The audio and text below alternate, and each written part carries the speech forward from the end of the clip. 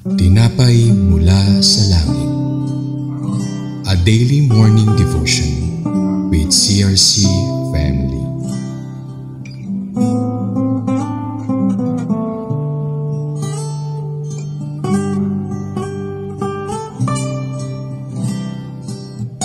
Isang mapagpalang umaga po sa lahat ng patuloy na sumusubaybay dito sa programang Tinapay Mula sa Langit, ang pang-araw-araw nating devotion sa salita ng Diyos. Ako po si Sister Rot Altarejos ng CRC Dasma, Cavite Daughter Church. Sama-sama po nating pagbulay-bulayan ang salita ng Diyos. Tayo po ay manalangin bago tayo magpatuloy sa pag-aaral ng salita ng ating Panginoon. Thank you, Lord, for this brand new morning. Be with us as we study your word.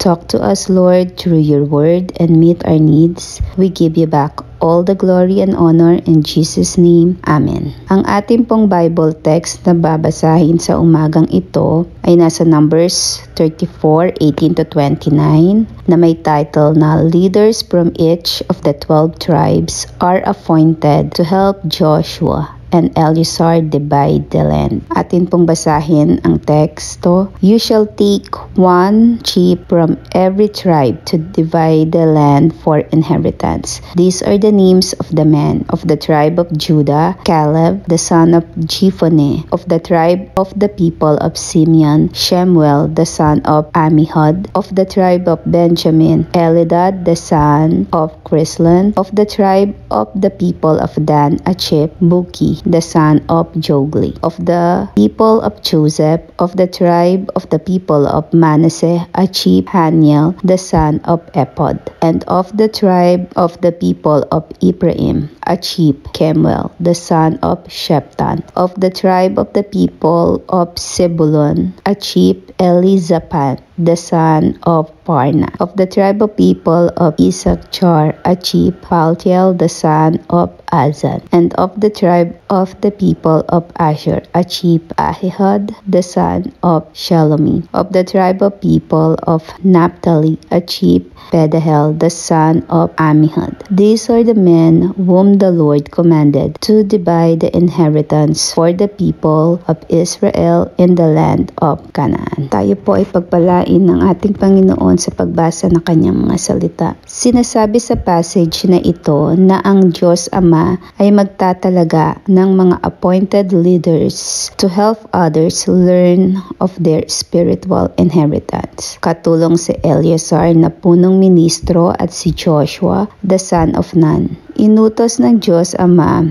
ang 10 kalalakihan from each tribe na paghati-hatian ng mga anak na lalaki from Israel ang lupain ng pantay-pantay, ang minanang lupain sa Kanaan. Ito ay makikita natin sa Numbers 34:17-18 at 29. The collective total of 12 men ay sumisimbolo of God's perfect government. Merong 12 tribes and 12 apostles. The 10 men appointed directly from the tribes, kalakip ng 10 utos ng Diyos. Sila ang mga tinalaga ng Diyos upang mamuno sa pamamagitan ng kanilang mga pangalan. Dahil sa kanila tayo ay higit pang nagkaroon ng kaalaman patungkol sa ating spiritual na kayamanan na naghihintay para sa ating lahat. With the 4th through 10th appointed men, we learn that each man is also called a leader. God is looking for leaders of faith and courage like Eleazar and Joshua to help people find their spiritual inheritance. Eleazar was a man of faith and purity. Joshua was also a man of faith, courage, and fidelity.